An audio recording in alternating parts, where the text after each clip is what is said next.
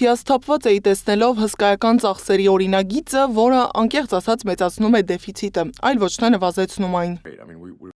Հետագայում նա մեկ անգամ չէ, որ խոսել է այս փաստաթղթի մասին, մասնավորապես գործարարն այն անվանել է զզվելի եւ հայտարարել, որ օրինագծի օգտին քվեարկած բոլոր կոնգրեսականները սխալ են վարվել եւ գիտեն դրա մասին։ Թրամփը հակադարձել է ասելով, որ գործարարը գիտեր, թե ինչպես է ընթանում օրինագծի վրա աշխատանքը։ Նա խնդիր չուներ այդ օրինագծի հետ եւ հանկարծակի խնդիրը ծագեց ու զարգացավ, երբ նա իմացավ, որ մենք պատրաստվում ենք չեղարկել էլեկտրական մեքենաների հարկային վարկը։ Կնախընտրեի, որ Տեսլայի եւ SpaceX-ի հիմնադիրը քննադատեր իրեն, այլ ոչ թե մեծ, գեղեցիկ օրինագիծը։